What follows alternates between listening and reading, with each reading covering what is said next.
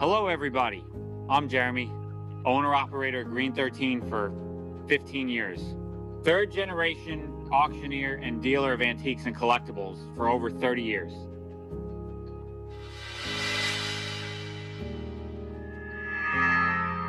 We are Lysandra and Tony from ilovediscounts_com.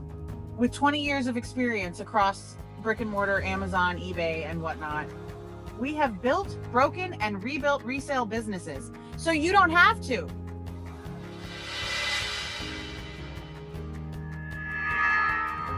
Hi, I'm Tracy, a CPA with over 30 years of audit and tax experience and have worked with businesses in various industries. I am also a seller on Whatnot, eBay, and Etsy.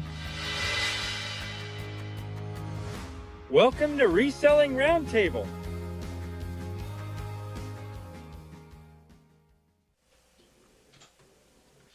Welcome to the Reselling Roundtable, everyone.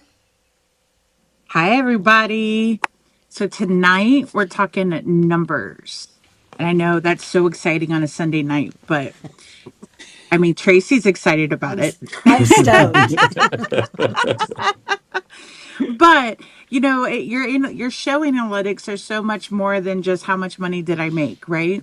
There's and there's so much hidden information within all the analytics that Whatnot gives you within your show that you can really pinpoint where you're not doing well and why you're not doing well if you just know what numbers to analyze against other numbers. And if they're all right there in your analytics page on Whatnot.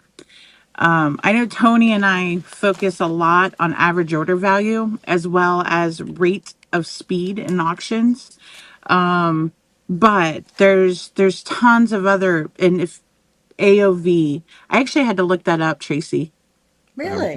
Yeah, As much as we because talk we about it? said something different and you would be texting me AOV and I'm like, what is AOV? I just called it something different anyway.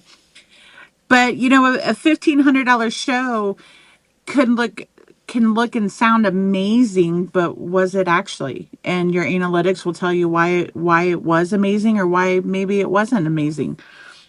And I didn't know this. And Jeremy, you focus on the discoverability page a lot on your chat shows, but average order value plays a part in discoverability. Yes, And it does. I don't think I must have missed that because I didn't realize that until I was kind of figuring out what my intro was going to be about. And that's kind of huge. And that goes back into the AI chat we had a couple weeks ago. And it doesn't necessarily mean that the higher your average order value, the higher you're in someone's For You page, but it plays a part. And they say it right there on the discoverability page. So tonight, I don't just want to talk about where to find your analytics. I want to talk about what they actually mean. What does AOV mean? With and how high average order value with low sales volume tells you, or what does incredible sales velocity in your show velocity with, oh my gosh, and this is why I shouldn't do notes. What does incredible sales velocity with terrible average order value tell you? What if hundreds of people enter your show but they don't stay? What if almost everyone who watches you is already a customer? And and it goes on and on and on. And it can all be found on your analytics screen. So with that, I'm going to hand the microscope over to Tracy because this is her bread and butter.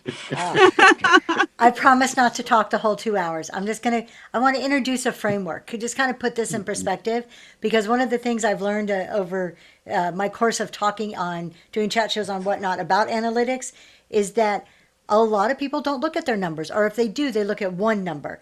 But like Lysandra said, using those numbers to make decisions and relating them to other numbers and what's the bigger picture of it, I think it's easier if we look at it in a framework. So when we're talking about numbers tonight, I want you to think of it in kind of like in a 4-step process. We attract. So what are we doing to get people into our room? And this is a part of our analytics that we want to look at. Then we want to look at what are we doing to convert them? So they come in. Now, how are we measuring the buying part of it? The conversion from just looking at us to actually to being there and buying from us. And then we want to look at the retaining part. So we want to attract, convert, retain. and then profit. So if we kind of think about it in that aspect, every single analytic we talk about tonight is either going to relate to attracting people, converting people, retaining people, or your net profit.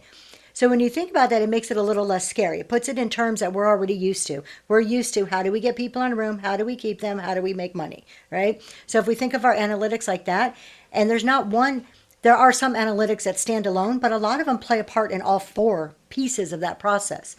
So I'm going to leave it at that because I kind of want to see where you guys want to go with the conversation, and I'll just jump in. I have pages of notes on, I have some analytics that are common that we use, maybe some new ones that you guys haven't heard about, ones that I measure, and we'll go from there. So, Jeremy, what's your I'm thoughts? confused. You're going to leave it at that? I know. I can go on. Look, I have a list of probably 15 different types of analytics that we can talk about, but I figure I'll just kind of jump in as we start to talk about them. I love you, Tracy. I do have to say though, and anybody who watches my talk shows knows I say this. If you don't know your numbers, you don't know where you've been, you don't know where you're going. You're here to make money. You're not here on YouTube. Obviously, you're doing your business to make money. The money is the lifeblood of your business. Why would you put in all the effort to start this business, to go and source, to sell, to ship? You're putting in all this time and then dropping the ball on reading the data, the analytics. This is where you've been, and it tells you clear as day what's working in your business, what's not working in your business, what do you need to change in your business. You go to talk shows and even coming to like a YouTube podcast, we go and we ask people these questions all the time. Well, what should I change? What category should I be in? What should I source? What should I sell more of? What day should I go on? What day should I avoid? All of these questions can be answered by looking at your data. The answers are there if you track it and you look at it and then understanding how to read it. So hopefully tonight we'll talk through what is some of that data, how do you understand it, what kind of decisions you can make from it, and how we use the data in our own businesses. Is that better? Yep. Yeah. Well, yes, absolutely. I know you could keep on keeping on, but I'm going to point out this attribute. What gets measured improves, and Absolutely. the easiest measurement is going to be your numbers, and your numbers are found in your analytics. So if you have any, and this is just and Tracy, you actually talked about this one of your shows. I forget what the principle behind. Somebody did that study, and I remember that. And years ago, I learned this in a sales training course that I went through. What gets measured improves. It's just a natural habit of, or a natural aspect of human nature. When you're focusing on something, is gonna improve. So if you measure it, forces you to focus on it. If you're focused on it, it's going to improve. So being scared of looking at your numbers is basically you being scared of potential improvement. You're basically dropping the ball, like Tracy was saying. You go and look if you want to improve in any metric, and let's just talk about the simple metrics of items sold, the time you decide you want to run, or profits. They have what's called completed earnings, is what I benchmark, and that's the core number that I'm going to use to determine my profits at the end of the day.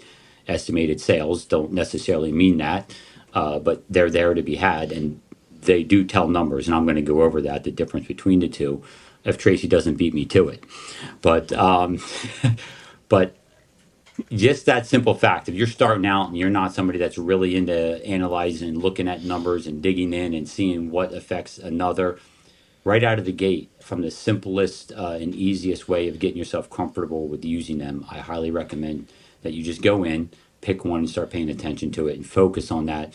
And I can all but assure you, you'll start seeing some improvement. And then you can start adding more as you go. And then you'll start seeing numbers that correlate. And you'll be able to start noticing trends, things that worked, things that didn't work, like Lysandra was talking about.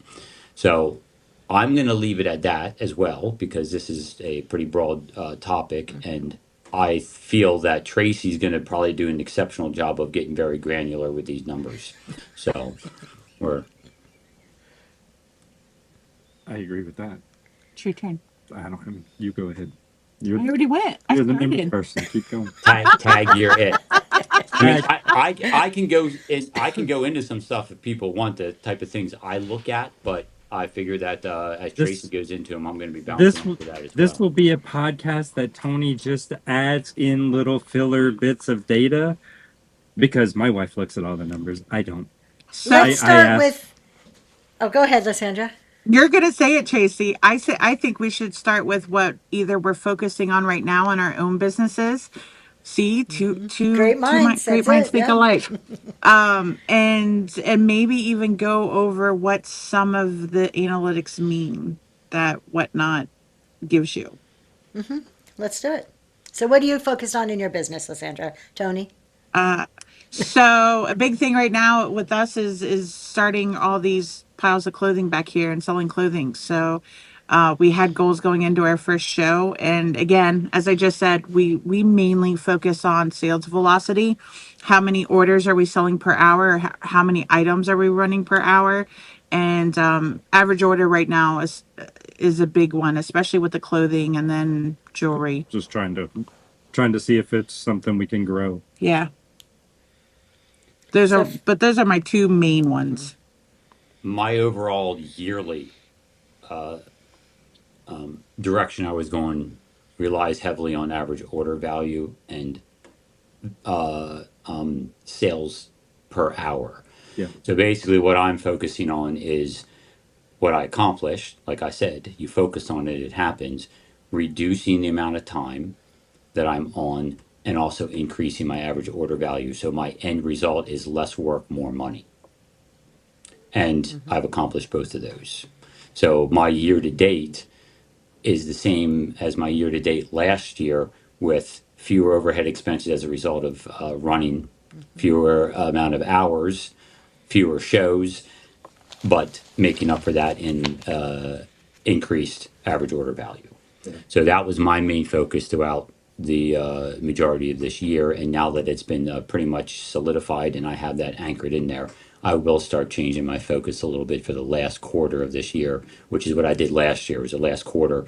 I decided I'm going to start working on this for the first for this year, and that's gonna I will be changing my direction back to keeping where I'm at with the order value, and then be able to tack on additional hours because I know I have the capacity to from prior years. so I'm somewhat So similar hey, to that. Oh, go ahead. Ask. Yeah, go I ahead. was just gonna ask Jeremy.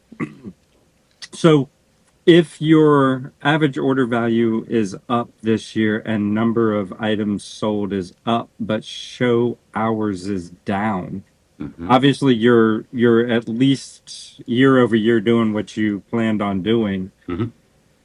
Are you purchasing less in inventory?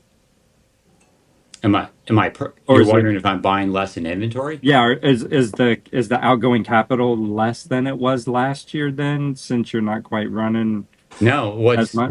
and here's the thing, and this is why I've been also implementing a different strategy of doing the quarterly no buys, because my outgoing capital is the same. So basically, my profits are essentially the same. However, when I decide to take a couple of weeks off, my profits go up, thereby giving me that higher profit for the year. Does that Interesting. make sense? So Yeah. I'll go through a buying hiatus. So the really, the answer to your question then is no, the incoming is not going to be the same because I take those buying hiatuses instead of every single week buying. Gotcha. Yeah, And that and makes I sense. yeah, and I knew in one of your recent shows you said you were taking a break on Yeah, the buying and for a little bit. I worked that in from last year. Part of the plan was to take a quarterly buying hiatus, and that is in going to be a planned attribute going forward. And I've been working out the dynamics of that. How long do I need that to accomplish? Right now, my first one was a week. My second was 2 weeks. I'm doing more than two, almost 3 weeks this time. It may get to the point where I don't have to for a month.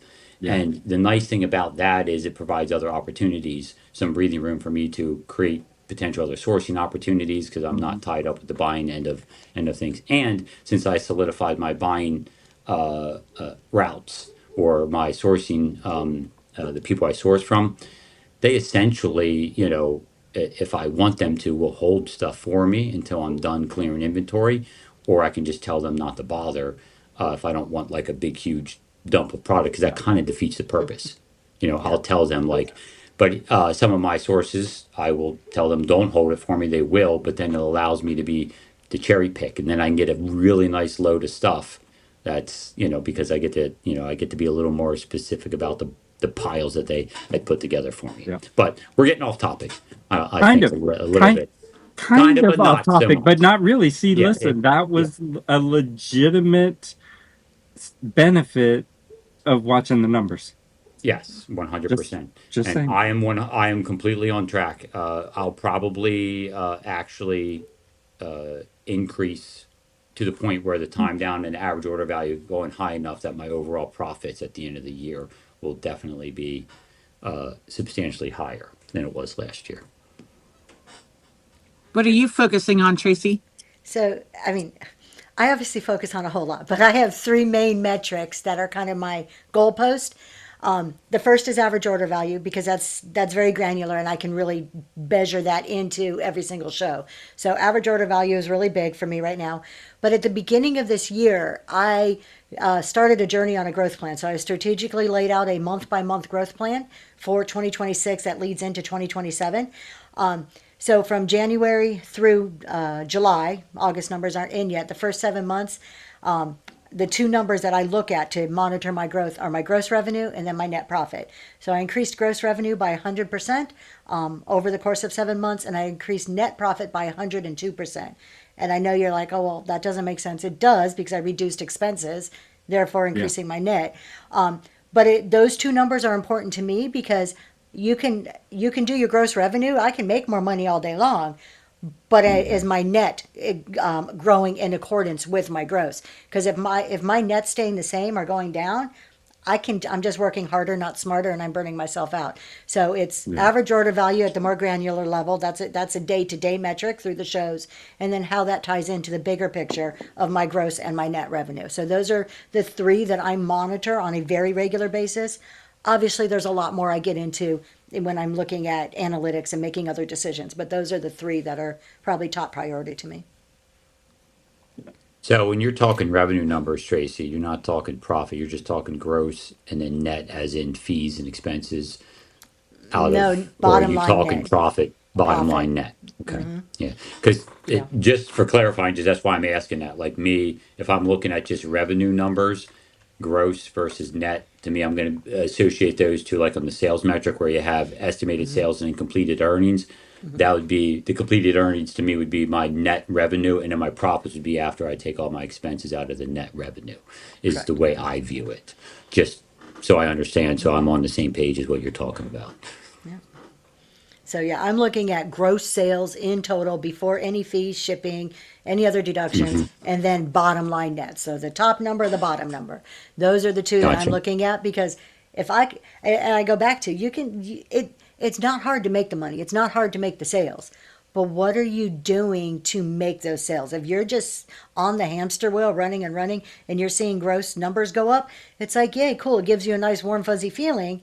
But at the end of the day, if it's not putting more money in your pocket, why are you doing it? 100%.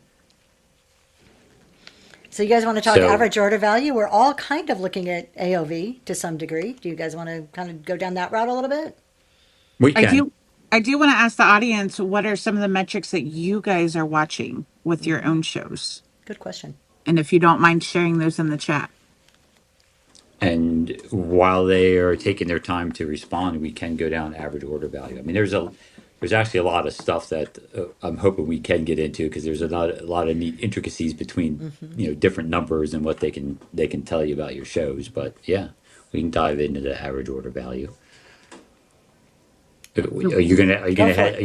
you gonna go I'll, with that, Tracy? yeah, Since I'm so sure you I'll, have a page or two of what's in well, there. no, I've only got a little piece on average order value, but it ties into so much. So first of all, average order value, if you don't know, let's just define what it is. It is taking your total sales, dividing it by the number of items you sold. So it's an average value across the board for your items.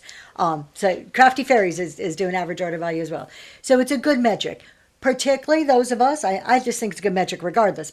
But particularly, you'll hear us talk about dollar sale, dollar starts, low starts, where you can't look at each individual item. You've got to look at the big picture. This helps you focus. Your average order value helps you focus on the big picture. It also gives you just that common knowledge of, okay, across the board, I can look at a show, a week, a month, a quarter, and understand that, if my average order value is $20, that helps then lead me into what should I be sourcing at? I shouldn't be sourcing at $19 an item if I know I'm only averaging $20 an item. So it's a really good day-to-day metric to help guide a lot of these other decisions in sourcing. And am I growing? Is this going up? The quality of my items, the experience in the show is going to play into that average order value. So I really feel that it's that one metric that summarizes your show in like a quick hit. I can look at this number and make instant decisions without having to do a lot of other analytics right away. So I'm in the same kind of perspective there. So if you go and look at your average order value, this is how it helps you with sourcing. Like Tracy was talking about, people often kind of like, how do you know what to pay for a pile of stuff? If you're looking at a pile of stuff, you can kind of get a gauge. Not so much. You can tell by looking at it. Yeah, this is my type of product. This is what I sell. You know what your average order value is, and then you can kind of get an idea of the count of items, and then there you go. You have an idea of where your cost basis potentially could be. You give yourself a buffer, plus minus whatever percentage you're comfortable with, 10 or 20%, and now you know what you're willing to pay for a bulk pile of stuff. And that all comes from looking at your average order value based on what you've already done in the past. Mm-hmm. And it's a quick hit too for if you want to look from show to show. I just had this experience. I've made it very clear I'm pulling back on a lot of rate trains. They're not money makers for me. Yeah, if I am doing rate trains, they're more of a community thing now. But it's a very quick hit, and I would challenge every single person to look at your regular show average order value and then look at a rate train average order value. Just putting that out there. It throws something in your face, some reality that a lot of us don't want to admit, particularly on this app where rate trains are so popular. Well, Sandra disagrees. I know that disagreement. My answer to you is exactly what I texted back to you. Sometimes it is what you make it. If I run Mighty Patches in my regular show, I'll be lucky to get $2 for them. But we just did a rate train where we were getting $8 and $9 for them all day long. Pins and jewelry. I can't even get lapel pins. I can't even get $1 for those. But yet we can run a raid train. Now, I will say I could just do an hour-long special of lapel pins and probably accomplish the same thing. Correct. So I will admit that. But if they come up randomly in a jewelry show, they don't sell. No, I can't even hardly get $1 on them. But we've done, two or three raid trains where we sold just the pins and had a good time with it and sold them. So... Well, I think the bottom line here is the numbers are going to tell you whether it's working for you or not. Yeah. I mean, if you go back and do your analytics, look at your numbers to see if grade trains are a profitable endeavor for you.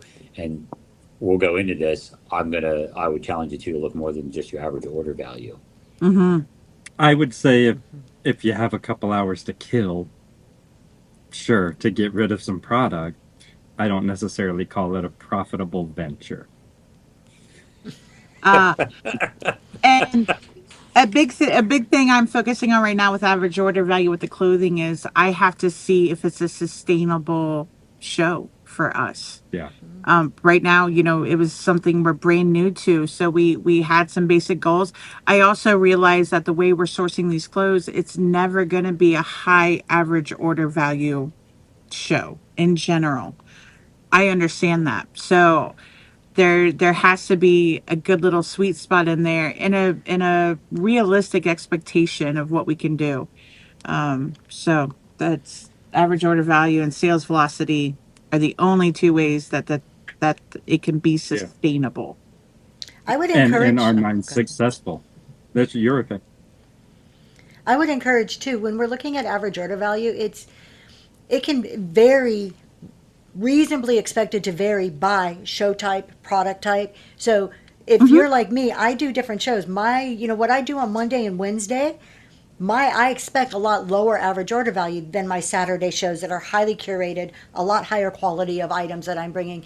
So you have to be realistic when you're setting your goals too of what are specific shows going to to actually bring. Now, if you're bringing the same quality, the same items day after day, you can expect consistency among, throughout your average order value. But understanding before you go in, part of analytics, part of reading your analytics is setting the expectation. Then you look at your analytics and then you compare the actual to what you expected, to that expectation. So what is that variance and why did I have a variance? So if I go into a show and I expect a $10 average order value and it's 20, wonderful, but why? What did I do different? What's causing that so I can repeat it? And conversely, if I'm expecting a $10 average order value and I'm getting 7, okay, why? Was my quality not there? Was my timing off? Was I off? Was my lighting not good? So it's looking at that, setting the expectation, and then seeing the reality helps you then decipher what's wrong. Sometimes it's not enough just knowing the number. The number's great, but it's a number compared to what? So I don't want to discard the fact that you need to set some expectation on the front end. I also want to throw in that giveaways are counted in your average order value, and they're counted as gotta a back big it out. fat zero. You got I to back wouldn't that know out. because I know you wouldn't know, Jeremy. And coupons. If you're using coupons, you have to add that back in because that's an expense. That's part of your average order value. So when you're looking at your total sales, subtract those giveaways from the count, but add the coupons back into the dollar side. Whatnot, unfortunately, Whatnot, please hire me. Let me come consult and help you with your analytics stuff like the data. What they give What's a you, it's giveaway? there. You can pull out all this information. They don't make it as simple. If you're really wanting to dig into numbers, you got to dig a bit. They put it there, they just don't put it there in the best format. as far as information is not there, do you know, or have you found where the above average or below average percentage is what they're using for that average? Is there a certain timeline? Are they using year to date? Are they using last 30 days? Are they using 2 weeks? It's whatever you I set have the parameters no for, idea. though, right? Yeah, that's I what don't know. I've You have our always analytics assumed. up. It's whatever you Well, set no. the parameters for. If you go, yeah, but if you go in your analytics from show to show, it'll tell you based on its average, but what's it pulling the average from? If you go into an analytics for a show, it'll tell you a percentage. So you're setting for show to see the numbers based on that show. What's it deciding to use? And if I go over to overall and change the date range, the numbers don't change. That means you're not using that number for, like, I can't manipulate the date range for the average. That's a good question, and I never even look at that. I mean, I have my own spreadsheet, so I never look at the up and down. Oh, For I whatnot. do. I, Yeah, I I look at don't. that, even though that I look at it in context where that amount of time doesn't matter. And I'll give an example. Like if I'm looking at estimated sales and completed earnings, and it says as long as they're both using the same time frame, like I'm looking at one right now, it says my estimated sales was 20% above average, and my completed earnings were 24% above average. That tells me right there that my fees, whatever I did there, were lower than average. And if I see that inverse, that means either my shipping or something was off to cause my back end to go up. And then I obviously look in a little bit deeper if something like that's going on.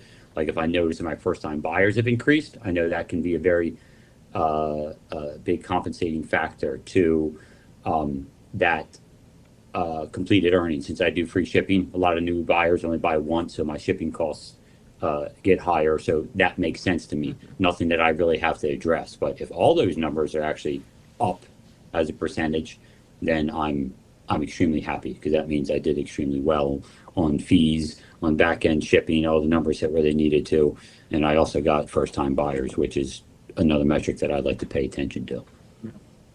So I do use that percentage, but I can only use it in a limited capacity because I don't know what the timeline. If they would provide a timeline, that would allow me to go back and look at, I wouldn't have to do what you do, Tracy, because I don't sit there and put a huge spreadsheet together. But that's my biggest gripe on Whatnot, is that there's not enough Yes. information behind the numbers that they pull in any capacity. It's just kind of like, here, trust us.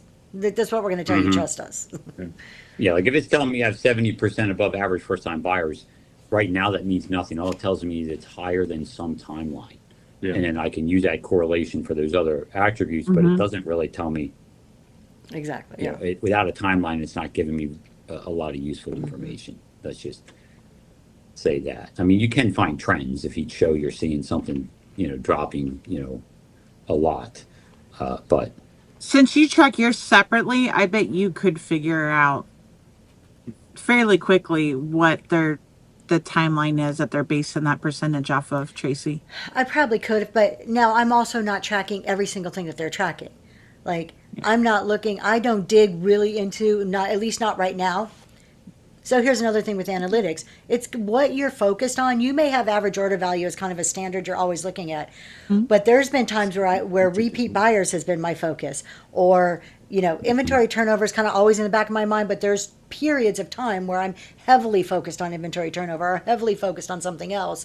And then it kind of becomes a backup metric while I'm focused on a different metric. Because if you try to look at everything at once, it can be a little overwhelming, and it's hard to fix a whole bunch of things. Focus in on one or two, really, dive in and fix one or two, and then start expanding. It doesn't mean that those one or two that you started with go away. They just become lower in the list of importance or less of a thing that you're measuring at that moment. So I probably could, but some of those I'm just not even looking at or putting on my spreadsheet at the moment. I also want to point out this when it comes to metrics, and it's a complete and total pattern of mine. I can go back and look at sales numbers. Like I go back and look, 3 months, and it'll show you the bar graph, and I can see Monday's always up here, and there's a nice each start of the week it's way up here. It just goes down it's like a sawtooth, basically. Monday's the peak, and then it drops, and then of course there's some anomalies here and there, but the question to me is always then the analyze for me in that type of pattern is it wallet fatigue? Is it a behavioral thing on my buyers, or is it me burning out throughout the course of the week, running every single day, Or it's a combination of both. or a combination of People both? traditionally get paid on Friday. Your first show's on Monday, but by Friday, your while wallets might be fatigued, you're probably tired out too. You talk about it all the time for your Friday show. Oh yeah. But I think Um, you point out a very good observation or thing that you're doing is it's not just looking at the data. It's now what decision am I going to make because of this data? What does it Yeah, mean? And absolutely. what am I going to do differently or continue to do the same if it's proving to do this, something that's good. So it's not you've got to continue to take it one step further.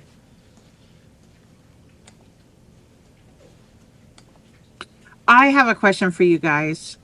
So with the new little analytics thing that they put on during your live show, and I'm sure it was available beforehand, but I never paid attention to it, which was the average watch time. Did any of you ever pay attention to that number? Because I never did. And now that it's like right there on the computer screen, I'm like, well, that's depressing. I didn't, and I always thought, and like when it first popped up, I'm like, this is useless. And I think we even talked about it a couple of weeks ago when it first popped up. We mentioned it. I've gotten to the point now, though, I pop those analytics out, hide them behind the show, and then after the show, I take a 2 or 3 minutes to look at that screen and just kind of soak it in. It's too much during the show. And I've been looking at it, and it's interesting. When you start to look at it from show to show to show, I'm not putting a lot of stock in it yet. Right now, I'm just kind of absorbing and getting my thoughts around it. But there's been a few times. There was a chat show recently, so I figured my average time is 45 minutes, is what it seems to be. I had a talk show the other day that was an 11-minute average watch time. And it was a chat show that was very quiet in the chat. People weren't asking questions, they weren't talking, to the point where I'm like, are you there? Or is anybody listening Were to you me? fired up I a lot of wasn't that fired time? up. No, I was just kind of mellow. But you know what that told me? That whatever topic they were interested in, they were listening. They were too engaged to ask questions. So I'm starting now to look at that and think, how does it relate to what was happening in my show? So I'm starting to kind of, because it's a new number to us, at least for me, it's a new number that I've never really looked at. So I'm starting to, What Where's the average watch time on the analytics pages now? It's not. It's on your computer It's only on that only. screen, and once you Yeah. close it out, you can't get back to it, correct? Correct. That's why Go I back pop it to out, and you the can look at it show. after your show. So if you click the Yeah. little corner and then anywhere in your show, it hides it for you. Yeah, I don't understand why they don't. I mean, I would like to have that because that would be a nice opportunity to capitalize on. Because I always talk about, the the experience that people are, that you're creating, whether it's keeping people in your room, and that is definitely, I think that would, for this type of selling platform or live auction platforms, knowing whether you're retaining and keeping people in your room for whatever that length of time is, I think it would be extremely helpful. So the closest they get to on the analytics screen is the sustained watches, which are viewers who joined your show through a promotion. Or This is promotion. oh, you're on the promoted one. Well, Well, you get unique viewers and total views. Okay. on the promote side, you get analytics on sustained watches. Let me look on the regular side. I thought they had that on the regular one too. Well, they were going to learn something. That'd be nice. Well, getting our computers Whether I out to ran look at our promotions or not. analytics here. No, maybe not. No, on the report, you're only getting watch time on promoted under the And we play, promote and I let Tony play with promotions, so he has for that. I only have it for the one show. We promoted the clothing show to start. I thought we Okay. got our. No, maybe we didn't have. No, we don't have average watch But time. just on the regular show sales metrics from a show, I'm not seeing where you get the time. Look at all of us with our our analytics screens So up. I would also If I'm say watching something, that watch it stays on the same square footage. that on the promote tools, it's giving you watch time if they stayed in your show longer than 30 seconds. So I wonder if they're only counting 30 seconds or longer on the show average watch time as well then. Oh. If they stay for less than 30 seconds, they're not even counting those. Because I thought with as low as that number is, they're probably counting everybody that scrolls through and just stays for 2 seconds. Because those watch times are low, and we have people in our show for hours. Yeah, but so It doesn't make sense. It has to be the average. I mean, I would say it's probably the same 30 seconds. They're not going to create a whole nother metric, like a whole nother base. In order, if they already have the math there, they're just going to pull it into another screen. So. What I found interesting was the jump between our typical jewelry shows Mm-hmm. and the clothing shows. Yeah. It was a big jump. A big jump. So Millicent's made a good point, is that number is super important when attention is the currency. Yes. Well put. It is. And again, I'm still wrapping my head around how I want to use this number. I think it's more important, though, what it's telling me is how long do I have on average to convert somebody? That's what I'm thinking that this is going to lead to me. You come in my room, because conversion is huge. That's a number that a lot of people aren't looking at, but we should be looking at how many people are we converting from viewers to buyers. And to me, that number is giving me an estimate on how long I have to capture your attention, to keep you, to do something to help make that conversion possible. So that's kind of where my mind's been leading with that number. Again, I'm still playing with it. I think there's a lot to that point. If you start paying attention to that number, start tracking it. If it's not in the analytics, if you make sure you write it down, at the end of each show, like you were talking about doing, Tracy, and you notice some correlation between like first-time buyers and that number being higher, you can start drawing some conclusions and look at those specific sales. Like, okay, if I am managing to keep people in longer, and it is creating an addition, a pop in my first-time buyers, then what did I do during that show to accomplish that? And that'd be a show worth going back to read. Are you laughing at Millicent? Yeah, the eyeshadow comment. Yeah. Look like Mimi. oh my goodness. Forgotten memories, absolutely. I would say that's a great practice. Yeah. Yeah. And we'll have to get in that habit as well, so we can start keeping track of that from the show side. And I'm just going to throw this out there. I think it's too much information and too many distracting points that are immediately, for lack of a better term, judging you. Like it's telling, like you're going to read into it too much. Like Lysandra said, certain numbers are going to make you feel, demoralized as a result, and that is terrible to be going on Yeah. during your live show. So I would get rid of it. I even got to the point where I won't look at my dollar amount anymore. I used to go check it every now and then. Now I don't look at it at all because it has a potential. Like the number is going to be the number at the end of the day. The only thing that's going to happen by me looking at it is potentially decreasing that number. Because if I let it affect me, it's only going to really affect me for the most part on the negative side. I can tell. You can read the room and you can tell when things are going great. So you just capitalize on it. And if you feel things are going great, nothing's worse than going and looking at it and the number's not where you thought it might be. That just immediately shifts the gears in your mind and things start going the other way. So the metrics for me are definitely looking at them in hindsight after the show's over, going in and looking at your numbers and comparing them to those shows. I've actually. I've been.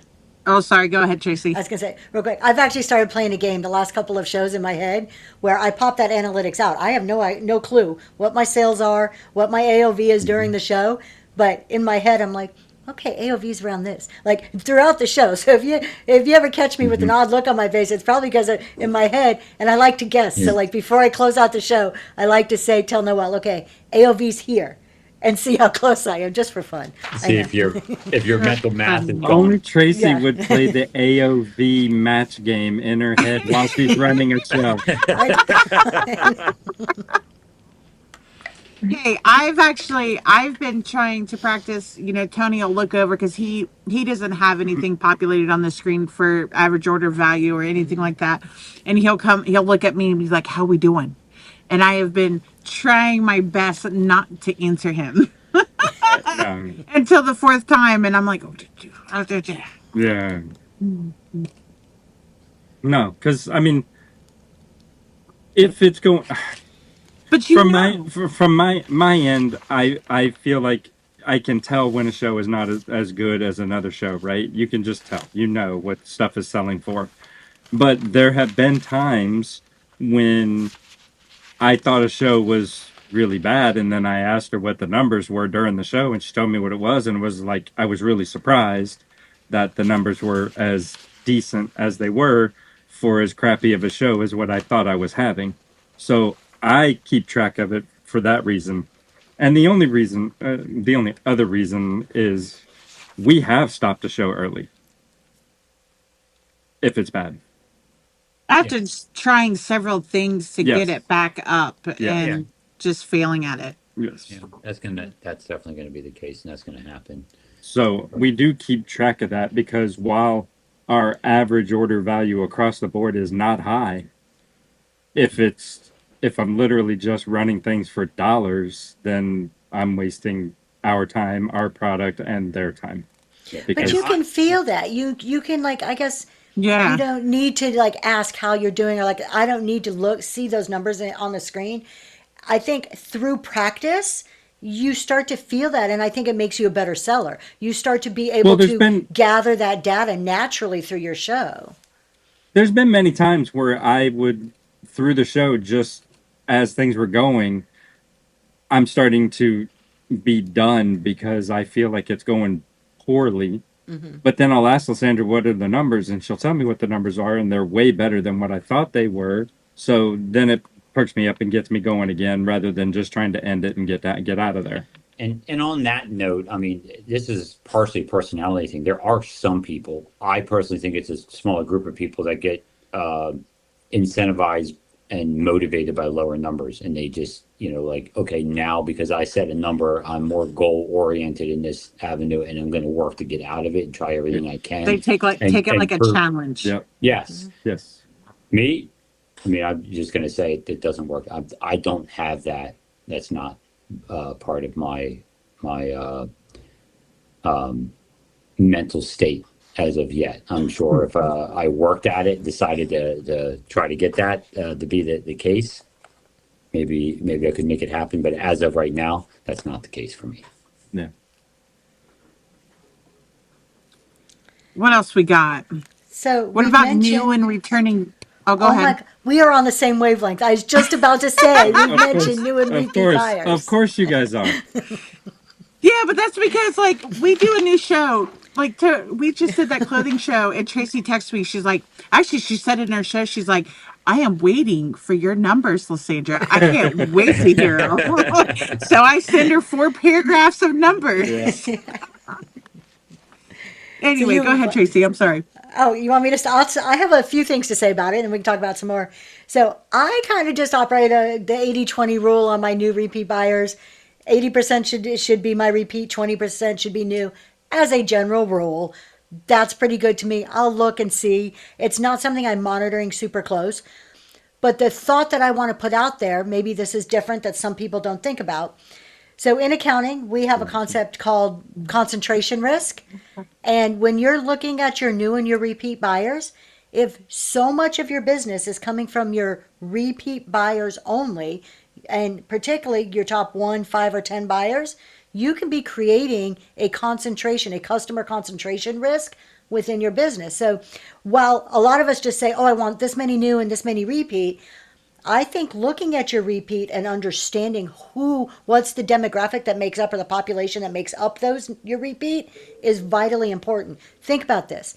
If the top 5 people, and Whatnot shows you who your top 10 are, if the top 5 people continually make up 40 to 50% of your revenue, what's going to happen to you if they leave the app? So, not that you're like, oh, wait, don't buy from me because you buy too much. It's not that we react in that manner, but that may be a sign to say, I need to diversify. I need to attract some newer people because this is a pipeline. Those 5 aren't going to be the same 5 forever. And I need somebody to slip into their spot when they move on. So, being aware of that is vital in creating that pipeline in your business. And that's not a side that I think a lot of us look at, is what kind of concentration risk we may have. Okay. We have not sold health and beauty in more than 6 months or 7 months, and our top buyer is still a customer from health and beauty from probably, we haven't seen her in 11 months. Yeah, she got off the app. It's the end of us selling health and And we beauty. actually had a conversation with Jeremy about specifically that, Mm-hmm. because that hurt. And she's by far 50% above customer number 2. Or she's doubled customer number 2's total spend in our shows since we've started, and we She's haven't seen her in 11 100%. months. I Say it had again. I said she's 100% above that. Yeah. I said 50, but I got I you. went backwards. I cut it in half. But Yeah. she's 100% higher than our number 2 customer, and we haven't seen her in 11 months. So It also I had gets a that we point. stream a lot less too now. Yeah. yeah, we are seeing less now. There was a point in, I don't know, a while back where I would look at my customers and there was 1 or 2, and I would think to myself, if this 1 or 2 people stop That's coming true. to my shows, this is the majority of the money I'm making every single month. Like, and Yeah. it was like, wow, like this could be, and this is a social app. It doesn't take very long to somebody to get mad at you, hear something, feel some kind of way. Like, you never know what's going to happen. So there was a while that I was like, I need to be able to grow and expand. Yeah. And not that and I don't want people to take this wrong, that you're unappreciative or you don't like it, but it becomes a risk in the business when you're looking at it from a business perspective, if the majority of your revenue is coming from 1 or 2 people. Yeah. On that same note, we were looking at these analytics, and I've been looking at them throughout the show, where I honestly don't look at them. Lysandra looks at them. She tells me what she's trying to do, and we work at it.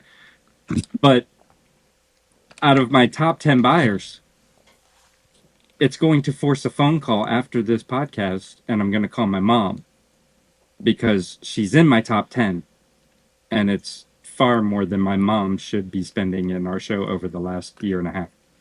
And I'm a little annoyed at my mom right now. and forgot memories. I do want to clarify when I messaged Tracy, it's not like I run my numbers through Tracy. No. When I gave her my numbers for my show, I had already deciphered what they meant to me, and I put that in there within what that's how it was 4 paragraphs long. Right. And I can also say that your new buyers versus returning buyers reversed means something totally different.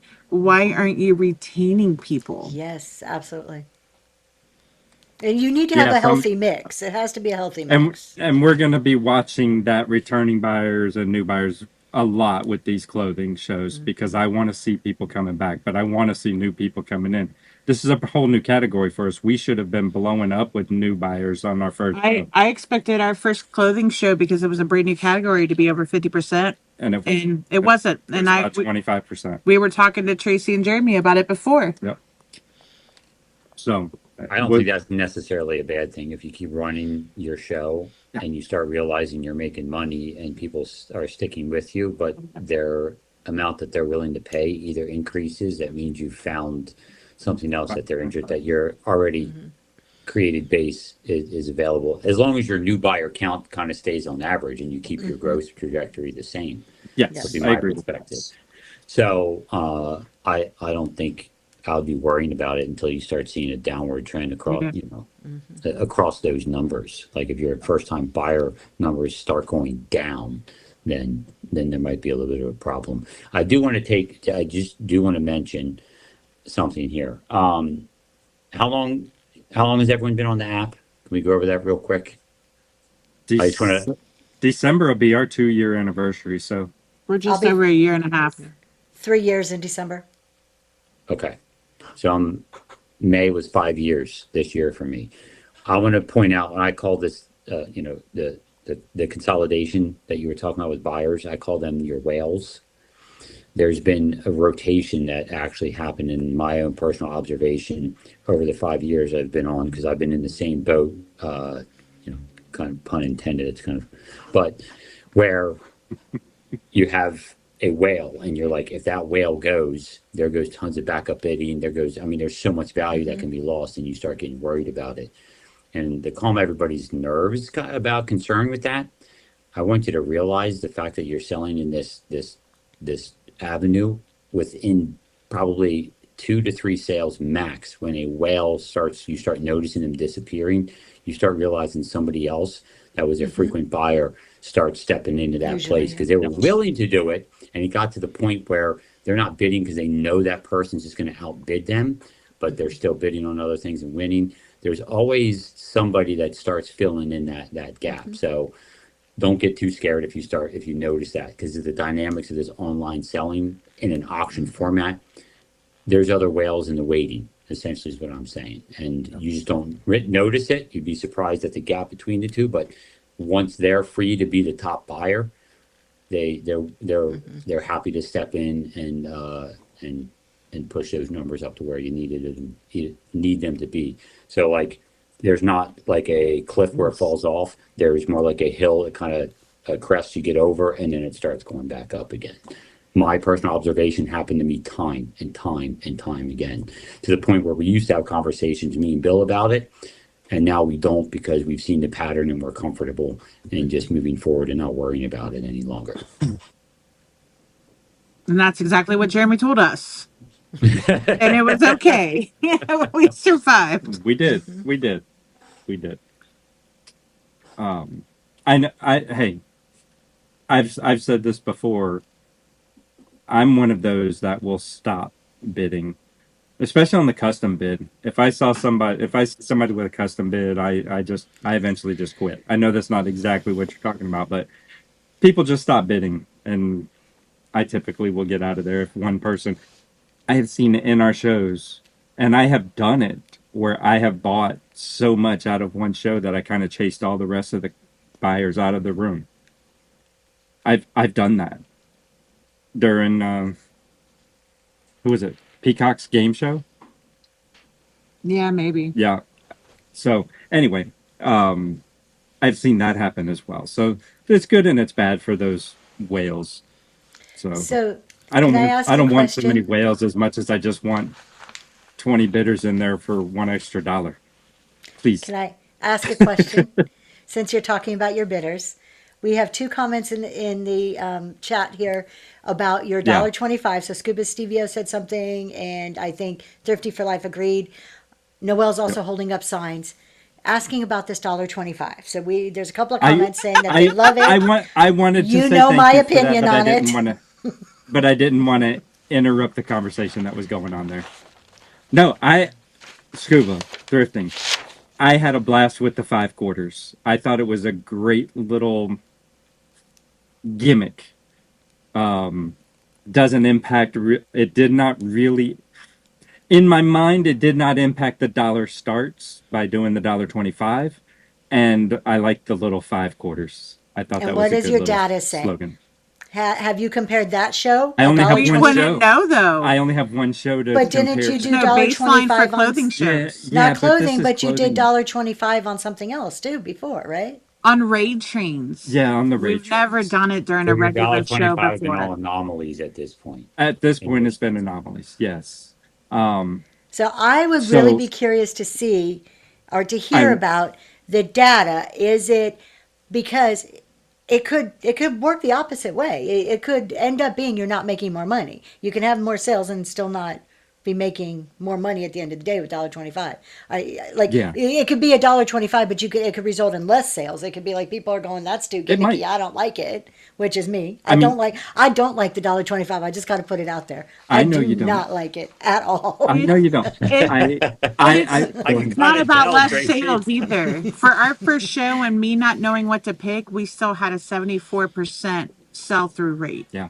With me not knowing what to pick and just throwing anything that wasn't stained or wholly up there. Yeah. So it's not about sales, it's about the average order value and whether it's hurting that. Yeah. So with that being our very first clothing show, I'm going to keep everything as it is. I'm going to run things the same way. We're going to run this for a month. We're going to see if there's growth there or if it just gets old and goes away. But we've already talked about some changes that we're going to implement to speed things up. Increase the sell through Increase the rate. sell through. Lysandra's already talked about, what we're going to pull out and not even throw up on the table as she's sorting, just to be able to stop wasting everybody's time with things. So So I want to throw something out there with the $1.25 thing. yeah, Dragonfly and Neen hit on similar attributes, like the fact that you're using 5/4 creates a sense of a threshold that's more attainable instead of making it $1.25. It makes Yeah. it like it's 5/4. It's also that easy. It's easier to remember. Just creates like a memorable tagline in your head for you guys as a brand. So these are the positives. The negative thing to me is that because of those psychological positives, is it those that are bringing potential extra value that could then dwindle as time goes on. maybe. But potentially could come back very similar to the free shipping attribute, where at one point it starts to dwindle, but then longevity may bring it back because the long-term attributes of the earwigs, so it's stuck in people's heads, the association to it just being change as opposed to a full-fledged dollar bill and an additional quarter, where if you looked at it from that perspective, then you're viewing it as a higher valued perspective, dollar and then an additional 25 cents. So I'm interested as well in how this is going to play out for you guys in the future. Well, And the name of the show is the 5/4 bail bust. it's a So 5/4 bail bust. And here, let's go back to one other thing. I know we're getting off topic, but it all started with metrics, because the metrics are going to tell the tale. But the other thing that tells the tale in this, what we're talking about, again, goes back to how you guys sell it, essentially. How you guys present it, how you guys leverage it, and how you utilize the 5/4 attribute as opposed to the $1.25. Or simply in comparison to a dollar start. sorry, we just had our door wasn't locked. We just had a customer come in to buy groceries that are no longer here. Sell them some Mighty Patches. So I do want to saying our sell through rate on that show, that is not a metric we've talked about yet. And I know a lot of people struggle with on their shows, especially when they don't do dollar starts. Sorry about that, guys. I I see think Tracy this. flips pages right I to the do. sell-through rate I page. do. I've got them all She's written like, I down. got that. Yes. We Kate, we see your question. We'll get to it. We're not ignoring you. We'll get there. Sell through rate, Yeah, we will. I think, is a highly underutilized metric in the sense of when we're talking varied prices versus dollar starts.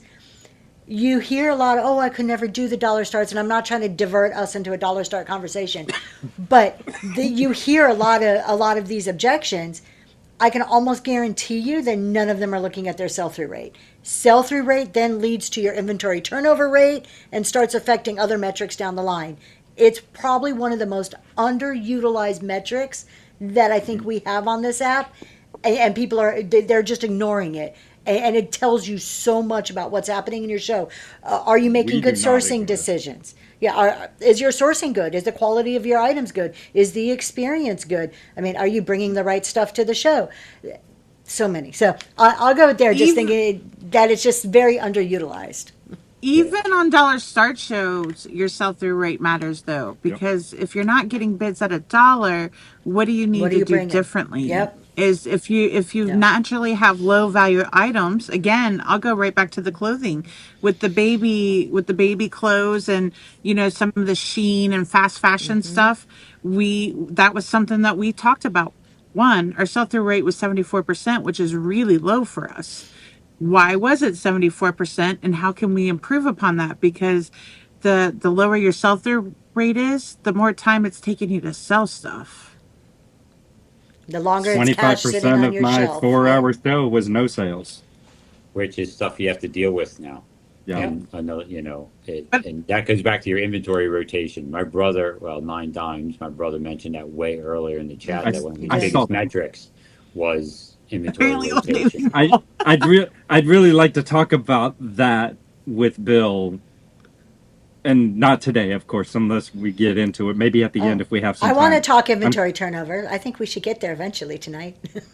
Yeah. If so, Look at Tracy's face light up. if She's so, like, if yeah, so, I yeah. definitely would like to address Bill's inventory turnover, but not right this minute. I'm not trying to detract. But yeah, for us, 25% is a quarter of my show that I'm holding up items. And I don't think Lysandra really started watching sell through rate until we had a watch show, and she was not in the show, and she gave me an item number of sales that I needed to hit. And after the show, she came at me and said, "Well, you didn't even come close." And I had this huge pile of watches that were no sales that I had run. And I said, "What do you mean I didn't hit? I might not have sold 300 items, but I ran 425 items if you count all of these items." And I don't think she really started watching sell-through rate until after that show. We never really had a problem with it until we started jewelry, and then I Yeah. more looked at, okay, I know this isn't going to get $1. Can we bundle with it? Yeah. Which is what I'm looking at for our clothing shows, and how I'm going to fix that, what I consider a bad sell-through rate. But it was a big conversation. Tracy talks about after every single show, her and Noelle sit down and they talk about the show, what they thought went well, what they thought didn't go well. I don't know if you look at your data right away, but Tony and I do. Yeah. That's a big part of our talks after every show, and making decisions based off of how we felt, but mainly off of that data and whether we met goals and metrics that we set forth. Mm-hmm. Yep. Jeremy, do you have conversations with yourself after shows? You discuss it with your Well, wife? no. Here's the deal. In all seriousness, we talking about this. I literally wrote debriefing down on my notepad because it is something that needs to happen at the end of a show, even with M or anybody that's helping, because they are part. Again, we're talking experience based. The attributes that that affect the show is the experience and the environment, and the person that's bagging and tagging has a large part of that. So, especially when it comes to someone like M with the personality that she has and the dynamic that goes on. and being able to sit down, and I should be doing this debriefing. I've tried to have a debriefing type of situation where I'd go over things with her, but the opportunity to do it immediately at the end of a show and continue to do that, we'll start being able to track trends and create helpful information utilizing the metrics that we're talking about, utilizing the analytics to go like, all right, last week we did this with similar merchandise, and we'll probably start seeing some pattern recognition and evaluating what we did and how we handled different things that could have potentially either moved the needle to the good end of the sale, or move the needle towards the negative end of the sale, and that's going to be extremely helpful. So it's something that I'm going to start implementing, because I just started looking at adding additional analysis attributes to my sale involving that aspect. With my bagger and tagger, whoever else is involved with the sale at the time, and that's a perfect thing to start doing in order to accomplish that. So, but to answer your question, I know it went long. Yeah, it pretty much is not conversations with myself. It's sitting down and looking at numbers, or watching a video, or talking to AI or something to draw some conclusions. I was going to say, tell me your dictaphone's part of it. Oh yeah, well actually I converted that. I went from my recorder to just using AI now, because then I can draw up documents and stuff like that is easily accessible for me. It's funny. I'm sorry, You go first, Tracy. and then you go, then I'll go, because There's been lots of comment about ChatGPT and AI, and it never even occurred to me to really throw my numbers into ChatGPT before. Which is surprising. Yes, I use it every day for so many things. I kind of love it. My wife doesn't even just come and ask me questions anymore. She just asks ChatGPT the question. So for Crystal, I know you're starting to play around with it and learning how to make it work for you. Maybe that's part of you sitting down and analyzing your shows right after it happens. And I actually did my clothing show, was the first time I'd ever put my data into ChatGPT, because I wanted to see what numbers we needed to hit to make that a sustainable show. Because in all honesty, as well as I thought it went, it's at those numbers, it's not sustainable. So there are goals that have to be met for us to continue to do them. I've got two thoughts. Sorry, real quick. That. Yep, real quick, Crystal. I think if you started putting them regularly after every show into ChatGPT, it will start giving you the numbers, and then you can start working on the items that you need. You don't have to rely on chat to tell you that the show sucks. The numbers are there, and then you can work with the AI to figure out how to make the improvement. You're talking to somebody, right? You're talking to AI, but you're talking. Yeah, I constantly have to tell my AI to disagree with me. Yes. I want to caution y'all, please. I got a caution here. Don't let AI be your financial advisor, though. It's good for instant information. It's good for instant information. It's good. I did it too. I threw in to my ChatGPT, hey, here's my goals for next year. Here's some of my thoughts. Tell me, what would you make of this? And ChatGPT told me basically I was crazy for the goal I had for next year. I'm like, challenge accepted. Let me prove you wrong. But and when I said that, Tracy, I wasn't talking about financial goals as much as just using it for ideas and ways to improve the show itself and what you're doing. But I'm hearing a lot of chatter. You have to run that. I'm hearing a lot of questions and chatter throughout talk shows of people actually like, just put your numbers in. It'll give you a profit and loss statement and tell you how, just if you don't understand it, and then you're just throwing something into ChatGPT and then totally accepting what it points out to you, you're going to be in worse shape than at the very beginning. So it's not you guys per poor se. Little accounting heart. And you know what? The other side of me is like, you keep doing that because a year from now, you're going to need me more than ever. But so my perspective on this, if we're going to go back to what the topic is of analytics, I think whatever AI you're deciding to use, you provide it with the analytic numbers that you have, it can probably start drawing some comparisons between It can, numbers and yes. show you a pattern that you would have not otherwise noticed Yes. that could be worthless to you or helpful to you. But the nice thing about it is you're going to have the data. Putting it in there, it takes it no time to draw some conclusions, and you didn't put a bunch of effort. You didn't sit down. I mean, previously it was you putting a bunch of stuff in the spreadsheets and then you trying to, stack the data and figure out if you see any patterns, one thing relevant to another thing. It'll probably pull out stuff you'd never even thought was a possibility. And that's good information. I mean, that's Yeah. potential. I mean, could and it be we- worthless? Yeah, but it could also be extremely good. Even in the accounting world, now being in corporate accounting at a global accounting firm, AI is taking over all the big four in accounting in the sense of it's being built into everyday analytics as far as let's dump in, millions of rows of Excel information and have it quickly analyze and pull out what would normally take one of us, doing it manually, 80 hours of time. It can do it in 5 minutes or less. So there's uses for it. I'm not saying don't use it to look at trends, see, pointing out numbers, finding things that relate to each other. It's the talk that I hear that there's people solely relying on it as their only source of financial information. That's where it gets scary to me. Yeah.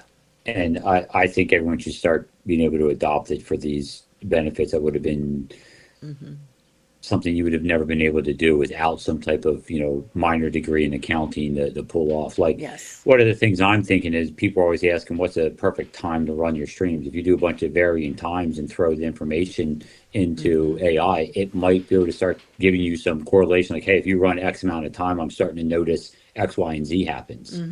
Or, you can even prompt it to, like, hey, can you pay particular attention to, the duration that I'm running, and if you notice any, consistent number patterns that go along with that, and what are those?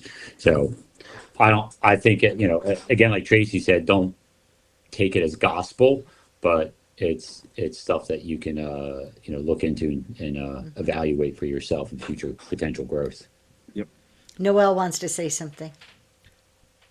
No, about AI, I don't believe that. I need a bubble on the screen. Yeah. A bubble on the I screen. know. Only if I see a bubble. Only a bubble. Only if I see You a get a bubble in voice. this browser. Bloop, bloop. What? So, I sent you guys a message, and I don't think you guys read it. It talks about AI and what Jeremy was talking about, the whales. It basically. Oh, I saw it. Oh, yeah. I saw that. I saw the ad for it about 2 days ago. So interesting. I don't know how gimmicky it is, but for the audience who don't know, who do not know, there's a agent that runs with Whatnot and scans your chat room, and it tells you if there's a potential whale in your room, so you can target your clientele a little bit more. So that's what I sent them. Interesting. The problem I see with that, and you already see it in really large count rooms where the seller only pays attention to certain people and alienates the rest. Yeah. That's the only, Exactly, Millie, like Yeah. Poker Tracker. Exactly. that's the only thing I don't like about it is My question for that is, would that work if I'm in somebody else's show to see those numbers and maybe target those buyers by sharing the shows out or focusing on them in a conversation to try to get them to come into our show? I'm going to tell you what's going to end up happening, in my opinion, if those things. I'm wondering first if it can pick up people that are in incognito mode and it's not showing that they're even in your room. Yep. And so if they can't, then that's just going to elevate the amount of times people are just not going to expose themselves or make themselves aware to be, to be known that they're in the show.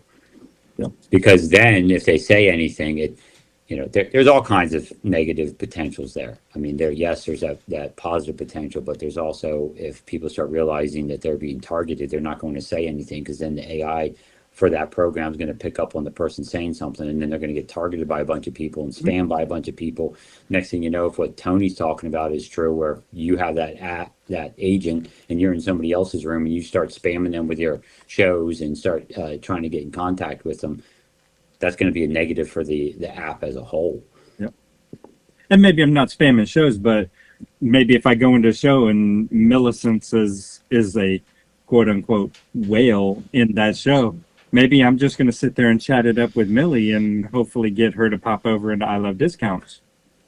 Gives me a better marketing tool when I'm flipping around. Yeah, that gives a whole new face to networking and other people's shows. Yes. I'm no longer trying to make the host laugh. I'm trying to make the whale laugh. Yep. But don't you think there's still a human element here? And I know we're going down a bunny trail, which we'll get off of. But don't you still think the human element will see through that? The human element will see the insincerity. They will see this occurring time and time again, and then start to close it down. Have you seen the cult like shows, Tracy? No, I try to stay out. Come on. No, I'm not. Come on. No. There's certain elements of human nature that people have taken advantage of for generations now, that even if you're insincere about it, there's certain key techniques and attributes you can leverage that people are going to be affected by, is my perspective. So some human nature, or some human element will, catch some of that, but eventually people, just like everything, focus on it, fine tune it, and figure out what's going to work with or without the human element. So Scuba is all over you. Do you got a crush? So, do we want to talk inventory turnover? yes, let's get back on track. I think that's a good idea. Scuba, if me putting on a dress sells it 100% of the time, I'll put them all on. And I don't want to forget about Kate's. Yeah, I don't Yes. about Katie. Yes. Question let's talk with to the quality of product affecting retention. All right, let's deal with Kate's question, and then we all know we're going to go to inventory turnover rotation. Sound like a plan? And we Yes. still have 40 minutes, so we have time. I can't get super analytical in it, but Tony and I had decided months and months ago that if we could not raise the quality of our jewelry within our shows, we were going to be stuck at the room count that we had, because we couldn't retain anybody except for the people that just like to hang out with us. Yes. I think it has a huge correlation to retention. Yep. The quality of your product. And we're looking at that with the clothing too, Kate. That very first show, we saw a trend in items that were a tough sell at $1. So we're going to pull those items out, pull the kids' clothes out, pull the baby clothes out, pull the cheap and no branded or cheap branded items out. We're still going to run them in the show, Yeah, just in a different fashion. Yeah, just maybe bulk lot them out at the end of the show and stuff like that. But yeah, I agree with you. If the merchandise is not at least semi quality, you're not going to keep bidders in your room. I totally agree. And I like to try to relate things to brick and mortar in real life, just because we're used to that. There's certain stores you're going to go back to over and over because you know the quality, you trust it. Think about clothes. Certain places that you will shop over and over again because you buy it, it doesn't fall apart the first wash. Whereas there's those places that you go to, you're like, oh, I'm on vacation, I just need a quick pair of shorts. I'll run to Walmart and grab those really quick. The ones and dones, that's not the place you're going to return to buy those clothes over and over. So it's the same thing on Whatnot. You have your one and done people, and then you have those ones you're going to go back to because you know you can count on it. You can count on the experience, the quality of the item, how it's going to arrive to you. So I agree with Tony and Lysandra 100% in that. Yeah, I'm in agreement that the quality of the item helps keep that retention up there. But I also know that there's strategies, and I've talked about these numerous times, that your entire catalog does not have to be top line quality. You can get the same outcome in this type of selling environment with a lower percentage of quality items than a brick and mortar could with quality items, like Tracy's relating it to. And that's the value. I want everyone to understand that the value in this online and live stream selling is leveraging all the things that I talked about in the past. So you don't need a 50%, a 75% high quality. I'm not talking about junk either, but you can still raise the overall quality to all your merchandise by having this perceived value, not even perceived, but actualized value in the new environment that we're part of now, by incorporating a smaller percentage than you would have had to in past sales avenues. Yeah. But yeah, I Absolutely. mean, we've all been there. You hold one item up that's a high quality, what happens to the room count starts going up, and that's because you're retaining those people for a longer period of time. Mm-hmm. Every person that's in there, you know. So, which is a side note, everybody, make sure, you know, when you have your bangers, for, you know, that people like to call them, that's your opportunity to address the new people that keep coming in. So have something that you know, call to action type of statements ready to rock and roll when that starts happening. But don't be doing $5 starts and your banger sitting in the back is $60. No, Please, for the love of God, don't. no. Please. I'm talking. I mean, I think we're on the same page that we when we're talking in these general terms, in general, for all of us, consistency being key, of shipping consistency, start price consistency makes for the sale that's going to also increase buyer retention. Yeah. Not just the quality, but the quality of the environment you're creating, and that creates a high quality environment for what buyers want. Millie, I absolutely refuse to pull out Old Navy. I will sell Old Navy at some point. What's wrong with Old Navy? No one bought it. It did not sell worth a darn in show number 1. Okay. No one bought it. We probably had 20 pieces of it. I think 1, maybe 2 of them sold. Okay. I didn't, and we were making jokes about it and talking about it, about when did Old Navy become a trash brand or whatever, but I will continue to run it. I did say several times that we'll probably quit running. To me, Old Navy at this point would be parallel to like what people's perception of Avon is. Like, it's actually halfway decent clothing, especially in comparison to the you know, the throwaway clothing that's produced these days. But anyway, Yeah. Yeah, that's way down a bunny trail. Really, Bunny really trail no there. real bunny trail. I just wanted to hit it out there and say, Look, see, Julius? wait, people love Old Navy. Apparently, you need to keep your Old Navy out and run it in Y2K category. Anyway, so I'll take all those suggestions off of the here. are we Yes. going back to sell-through rate? Yes, we are, because we want to definitely Sell through touch on our it. It's very inventory. Sell through and or- then inventory, Inventory, yes. Oh, inventory. or just inventory. It's up to you. Inventory turnover. And that, wait, are we going to, didn't we already do sell-through rate, or did we? Yeah, not? we did. talked about sell through. Inventory We're talking about No, it's in, the inventory rotation we want to go to. correct. Yeah, I've got to be out of this conversation because So You've So- got your so 401k sitting on your shelf, that's why. yeah. so first and foremost, I'm gonna let me bring up Bill. All right, so Bill put a comment in the chat that said his goal is 0 day, which I'm assuming he means he's picking up inventory today and he's selling it tonight, and there's no hold. He's not carrying over inventory day by day by day. He's just selling it as soon as he gets it.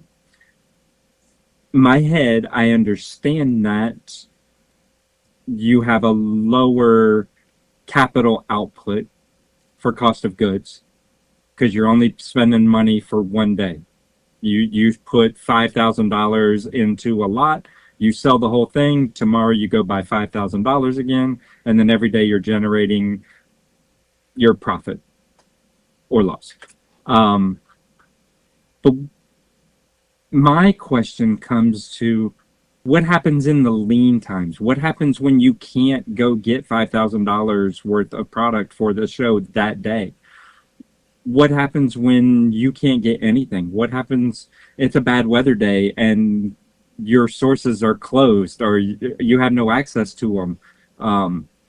I don't like to have this ton of inventory that I have outside of what is behind me, but I'm a firm believer in having a stockpile of inventory to at least get you through lean periods without worrying about keeping your shows running. Well, I I would can answer one of challenge. the. Oh, go ahead. What's that? Well, Go I can for it. answer one of the attributes that you're talking about with my brother. His response outside of whether maybe he'll answer is by retail. If you don't have the merchandise, you go by retail to keep the machine running. And he's done this in the past, and it's And succeeded. you're right. That's He has how said that. He has said that to me Yeah, before. that's how we and did too. Yeah. and and again, we always have to go back. I'm always going to go back to the fact that this is an entirely different environment of selling than Yeah. anything 100%. before. So not all the normal rules apply to standard brick and mortar or even other e-commerce style of selling. The weather thing's a different potential attribute. I don't know what Bill's perspective on if that occurred. That may be the one exception where he would end up not running the show. I don't know. Or he would supplement it with like an education chat show or something like that, talking about how he's got tons of stuff waiting for the next show and use it as an opportunity to hype the next show to thereby increase the value. That's the kind of things that I would be looking at doing and putting into place if I was going for that goal. So, and he's, that's his goal. And I think he'd be completely happy if he's at an 8-day now, if he got down to 1 and 2 day, I think he'd be completely content and fine, but I can't speak for him. Yeah. He's So- like, well, in the chat, he said, as long as the bank account balance is higher at the end of each week, what do you really need to track? Yeah, but what if there is an issue, and what if you can't source retail for a day or two for whatever reason? It hasn't happened yet, but it's a possibility, right? I know you're not running. I know you're not running on these ridiculously huge margins, so even a day or two of no profit is a day or two of pain. 9 So times theory I'll- isn't. Oh, go ahead. Yeah, I'm just going to go through the same thing I just kind of said. So let's say you're talking hypothetically it being every single day. I don't think that's ever going to be a case with the zero inventory turnover, essentially that you're doing it every single day because you still need time for sourcing. So you're going to have your sourcing day, your sale day, sourcing day, sale day. But you're saying if you're doing that, Bill's going to do source and sale one day, and then the next day, I don't think he's doing anything. He's using that to live life. I could be wrong. I don't see Bill being a person, or he's using that day for his 1 day shipping so he can keep his expenses down. Don't know. I'll let him speak for himself. But even if he did it every single day, like I said, you are turning over, and one of the day or 2 days it shut down. You can fill the gap with education shows. Yeah. You can fill the gap with, who knows what other. To me, here's my perspective. To me, I would use that to sit down and do some divergent thinking of, okay, what other things could I do to either hype shows or other ideas that I could almost pre-sell merchandise into the next day that I know I'm getting? Because you can still pick up the phone and call your sources. I know you're shut down. What do you have coming for me? Send me pictures, whatever you got to do to stir up. And if that can't happen, I mean, that's such an anomaly. And the more you think about it, the more opportunity and actual benefit you could potentially turn a down day into, because you can create hype around it. And that's just me thinking off the top of my head of some of the attributes you could leverage in that. So I could definitely see a 0 day turnover being a possibility for almost everybody if you put some plans in place for the what if scenarios, which are few and far between. Well, I maybe. It Maybe. sounds so stressful. That sounds very stressful to me. I like the security of having. I mean, we got 2 bales of clothes. We assume we can run 2 to 3 weeks off of them, but I'd rather have a damn truckload of them just sitting here waiting at the ready, so I don't have to worry about sourcing day to day. Mm-hmm. That's what I would want. But that's me. That's in my head. Now, Sorry. let's also realize it's something you have to work to, which means you have to build some pretty deep connections with sources to be able to make sure that it happens. So it is only an occasional anomaly that something goes lean and dries up. Yeah. I mean, it's nothing you're going to, I don't think, be able to achieve in a short period of time. Tracy, I think you might have something to say to this too, because I know sourcing's been an issue with you. I did a whole show on inventory turnover. So yeah, I've got a ton to say. So first off, I don't think Nine Dimes is so far off track here. Walmart has built a whole empire on just-in-time inventory. It's possible on a large scale with many different products. So the whole concept of Walmart is built on something is ordered as the shelf gets empty, the order's coming behind it, intricate systems. I remember back in college, I did a whole thing on Walmart. It is an amazing demonstration of just-in-time inventory. So I don't think Nine Dimes is far off in the concept. However, I don't feel that it is necessarily realistic to have a zero one day for most people in resale. I think most of us, particularly the ones that are doing this in addition to full-time jobs, a little bit harder. Maybe you got to do a little more planning. So I'm kind of somewhere in the middle of this. And just to set the stage in case anybody who's not sure what inventory turnover is, basically inventory is cash. Inventory turnover is the time it goes from cash in your bank to a piece of inventory to cash back in your bank. You want that process to be as minimal and as short as possible, because at the end of the day, everything you buy is cash sitting on your shelf. So this is where I challenge you, Tony, is having a little bit of backstock. I don't disagree with a little bit of backstock. However, having too much backstock, having truckfuls, having trailers sitting in parking lots, all of that stuff, that's tying up your capital that you can't use to take advantage of other deals that are going to come through, let alone other opportunities. One of the things I did when I talked about this on my show is I challenged everybody to go take a few $50 bills and go put it on a shelf and walk by it every day. How long? How tempting is it to grab that 50 off there? How long are you going to see that $50 bill? Actual cash sitting on a shelf. That's how we have to view our inventory, because that's really what it is cash sitting there. So and I know there's different perspectives, but if people are okay with a truck full of cash sitting there, more power to you. That's not something I'm okay with. Personally, my biggest okay. my biggest thing on that is, so I just picked up 2 bales. Yes, it cost me $500 in fuel to get those 2 bales. If I get the truckload, yes, it's a larger capital outlay, but it's a lower total cost for the truck, fuel-wise. I can get 26 bales for the fuel cost of 6 bales. So, and I get so now that. I get 20 bales that I don't have to pay that additional cost for. But how much money are you losing with that just sitting there? Compared to the $600 outlay, compared to the money that you could be using for buying smaller quantities.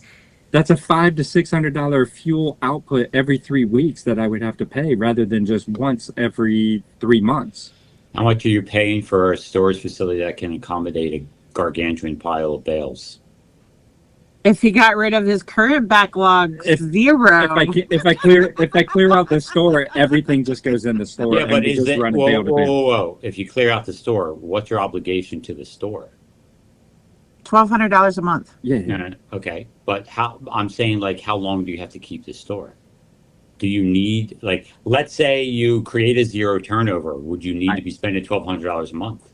I keep the store to keep my wife's peace of mind intact by not bringing whatnot. No work goes home. House. No work goes home. No. I'm not talking about that. If you have zero inventory rotation, 0 day inventory rotation, we're talking hypothetical here. The space you would need to operate in would be substantially smaller, correct? Yeah, but you can't find space cheaper than what we got. You're not going to except for a storage unit. Yes, no. The space that we have for the cost of it is very reasonable. Very reasonable. It's almost crazy. So no, it's absolutely worth keeping this. For now. Everything is a for now. We'll see what happens once the backlog is gone and we're running everything out of 800 square foot and see what she wants to do at that point. Are you allowed to sublease your property? Yeah, I feel like we could. Okay, well then, we're not going to go down this whole train, but I'm just saying there's a Yeah. lot more perspectives. You could sublease, you could still rent a smaller place, still end up with more profit in the Yes. long run if you created a leaner system. Yeah. Just saying. But anyway. I love how the chat's So- gotten in. I'm picking on Tony too. I know, right? And Like you can live there when you rent out your house. We do. You do, All I'm Nicole. trying to point out, here's the only thing I want to point out is too many of us too often look at a 2+2 perspective, and there's way more math to these things. There's way, and analytics goes, what we're talking about here is when you sit down and actually analyze every attribute of your business.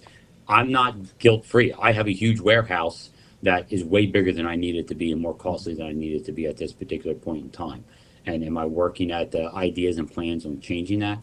Absolutely. And it takes time. However, I'm not deciding, to just be like, well, it is what it is. I'm going to deal with it the way I'm trying to work systems, trying to get to the situation where I'm confident in knowing what my inventory rotation is going to be on a consistent basis and what the space I truly, really only need. And then I'm going to move on it. I'm in a different boat than you are. But however, everyone's in a different boat, but there's way more to look at than just the $500 the fuel cost. Yeah. There's tons and tons of opportunity cost and opportunity to be leveraged in other dynamics if you were to focus on creating a leaner system instead of using that. Because now you're in a boat where you're like, okay, since I'm here, I can keep buying and keep loading, keep buying and keep loading, and that turns into more resources financially, which is the danger of the justification of the simple $500 savings. Because then you do it all over the place, and next thing you know, you have a compounded mess to deal with. It's not lost on me. I understand that. So I truly do. I'm got only some bringing it other up because this is common with almost everybody. Everybody, at always. some point in So- time in their business. But I just know wanna from say- this. Go ahead, Tracy. Sorry. Go ahead. Oh no. Okay. Well, when we come into reselling, we usually most of us start with just a few things. And as our shelves fill up, and as we then buy another shelf and another shelf, and we keep filling those up, it gives us this feeling of, look at our business growing. Look how good we're doing. So we have this wrong equation and this thing in our head that the more crap we have sitting on our shelves, the better we are in business. Has nothing at all to do with data and analytics or how well you're doing in business whatsoever. But a lot of us tend to think that, and we need to get away from thinking like that. I would challenge anybody who has stuff sitting on your shelves. First question is, what is your turnover rate and what is your ideal turnover rate? Most people can't even answer what their ideal turnover rate, and that's the number one thing that you've got to figure out. How long is realistic that I should be holding this inventory? For me, I know mine's about 4 to 5 weeks. Some people it may seem too little, so other people may 9 times is probably going 4 to 5 weeks. Oh my gosh, it's too 4 to long, 5 right? weeks. Not You're killing 45, me. 4 to 5 weeks, Yeah. because I have a series of shows that I run on a monthly schedule. So I'm buying for that show. It runs on the first Saturday of each month. So that shelf should be empty. I start accumulating again for the next first Saturday of the month. So I know exactly how long my stuff should sit there. And if it's sitting there for too long, then what are you doing with it? That's the next big question. What are you doing with it if it's sat there? Do you have a process in place that you're looking at it on a regular basis? And then when you look at it, are you ignoring it? Are you making a decision to do something with it? Put it in show, donate it, get rid of it, whatever you are, whatever that decision may be. So it's not just how fast are we turning over our inventory. It's all the rest of the stuff, because the longer it's sitting on your shelf goes back to the thing that we're talking about, that time, the money, the effort that goes into it. So That's your POP, in my perspective, personality, the point of purchase, because they see all the stuff on the shelves as profit. Like what they envision the profit potential of it, they don't, There's Kate right there they with see it. it Yep. there, just Exactly. keep building up. Look at all, like you said, look at all the money I have to make sitting here. So And- it's not and let me- categorized and as let- an asset. And let me throw it real quick. It wasn't just the $500 in fuel. That's all I talked about, but it wasn't just that. It's the time. It's 22 hours of drive time. Mhm. So that I would have to do every 3 weeks to keep that rolling in the smallest manner possible. And that's a lot of time. So It is. It is. So I think the cost savings of it eventually growing into a truckload, as well as the transportation savings of it, is where I want to be. So throwing that out there. I think Tracy just wants to see us more. Maybe. Maybe. We'll make trips out just for that, but I just not to source every 3 it weeks. hurts me as my analytical mind to see money just sitting there for too long. Like it's just Yeah. it you're tying up cash that could be used in so many better ways. It's not making you money there. A lot of us get anchored on, like Jeremy said, the price that we're going to make for it. Instead of looking at that and seeing the $50 that I spent sitting on my shelf, we look at it and say, "Oh, that's worth $300. I can flip that and make money." Well, no, you're not. If it's sitting on your dang shelf, you ain't making squat. Hmm. You've just spent $50 to sit there and do nothing for you. For how long? We should probably stop beating up Tony. That's okay. I don't mind. I mean, it's not just And it- Tony. It's so many people do this. I mean, I've done it too. I've looked at my shelves and I'm like, why has that been there for 8 months or a year? You know?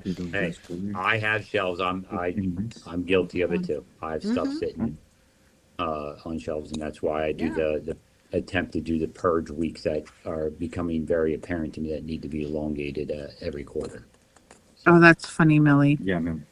Whatever, I Millie. was just But gonna yes, say. it will be. I was just gonna say Tony's probably just waiting until it comes back in style.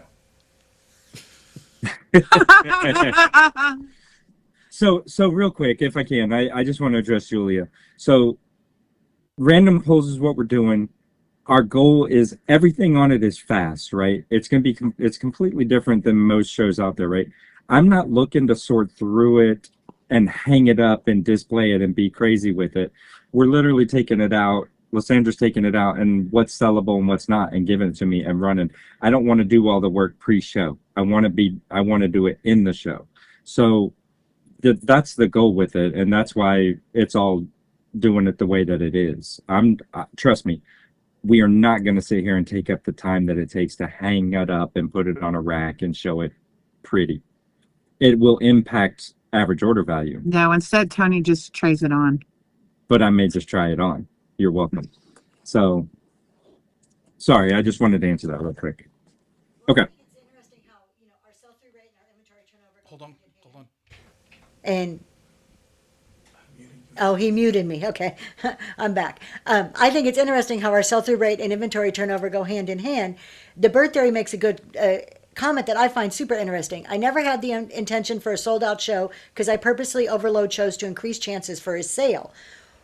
But if you had 100% sell-through rate, you wouldn't have to overload because you just know it's going to sell.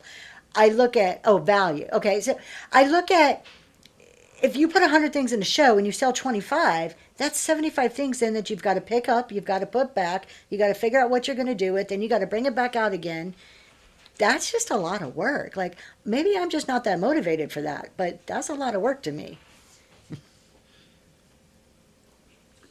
Well, I would say the exact same thing and probably an additional attributes that like all that extra work. I mean, that is so much work.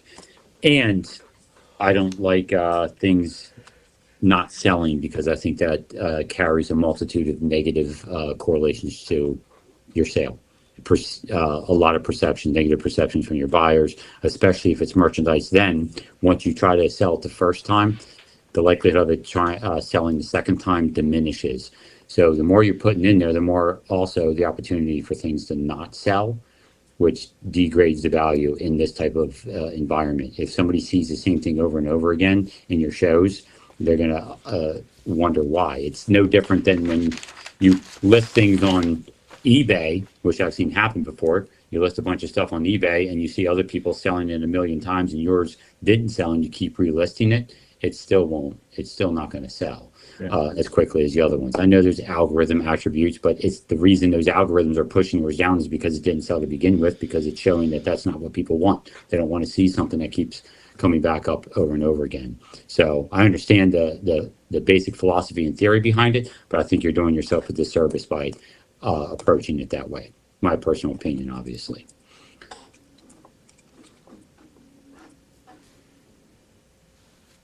You've been quiet for a bit. Go. Oh, no, I'm just enjoying the show. Yeah. What did I miss? Am I not paying attention to something? She's enjoying everybody getting on Tony. So Oh, No one laughs so I, much. I, I heard. I heard. Thanks so much. Appreciate he's that, buddy. cracking up over there. Um, is there a metric or is there something that you look at or just can think about that maybe you don't think is common that So people should look at? one thing we haven't talked about, and I know someone that was doing seller courses talked about this a lot, but you can do it with random pools too. And I don't know that it's so much a metric, but do you ever go back and look at what's sold for the most in your show or the least? Because we do, We do. especially when we're jumping into new categories Yes. and we're trying to learn about that category. Like Old Navy doesn't sell. Why did this item go for 6 times my average order value? What's special about it? Because I need to source more of that kind of stuff. Like a $200 pair of jeans. Or Old Navy didn't sell at all. Why? Maybe that's something I should look at bundling up or moving elsewhere to get it gone and not be wasting that runtime within the show for it. Thank you, Millie. Do you guys I- ever do that? I absolutely, it's part of our kind of debrief. What went well, what didn't. Since have gone away from pre-listing, it's really just, taking a look over what sold, what got bid up that I didn't expect to get bid up. And those are all Yeah. future notes for sourcing. Those are all, hey, okay, maybe this is an item people like more than I anticipated them liking. And so absolutely. I use too much of an aggregate perspective because I've noticed again that when I lean heavily into the experiential principles, the valuations of any category item or specific item is going to vary from show to show. One show I'll get 20, another show I'll get 60, and then I could have the same thing and bring 30, and it's the other elements, not the product itself, that is causing the variation. And pinpointing that is a very hard thing to do. I like to look at the total number at the end and see if there's any trends from more of a top-down perspective to make any alterations or changes. No, I agree with picking up the trends though too. I mean, I think we're something Oh that yeah, we're yeah, looking I know, for. I Yeah. know.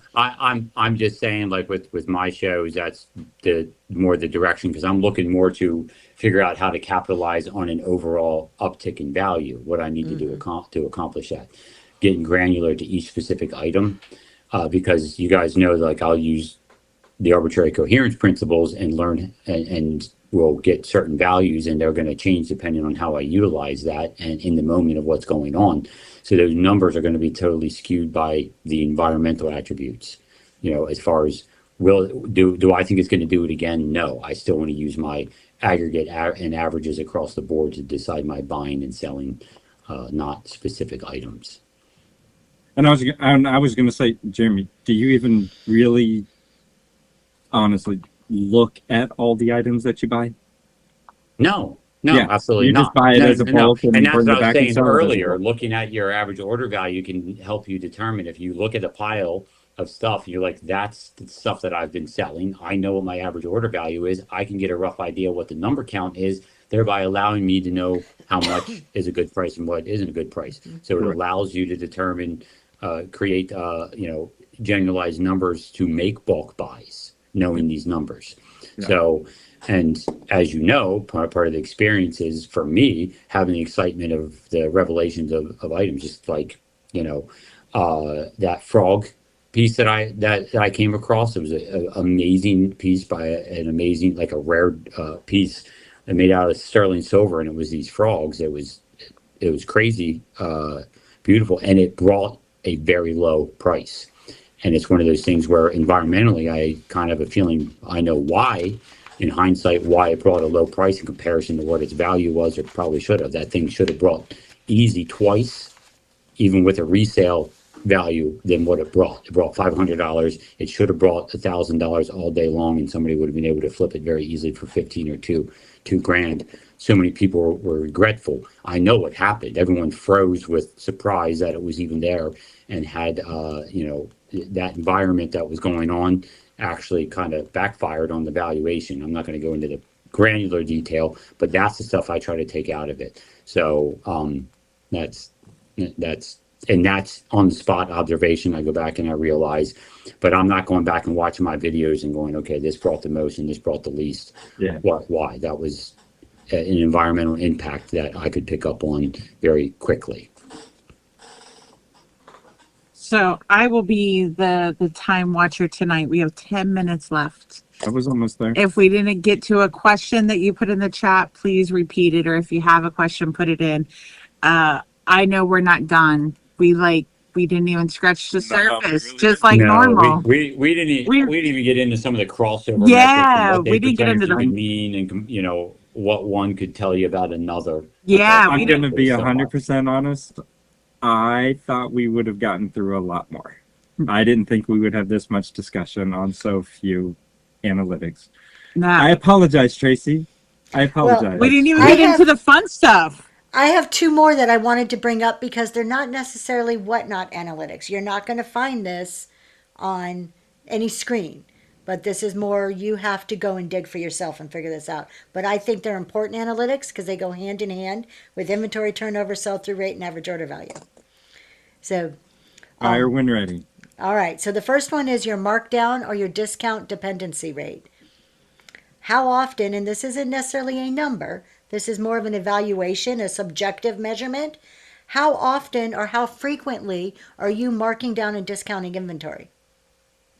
That can tell you a lot. If you sat and thought and looked back over the course of the last 6 months, how many times are you putting things on flash sale? How many times are you changing a price to lower it? How many times during a show are you running it at one starting price and then lowering it to another starting price to see if somebody will bite on it at that price?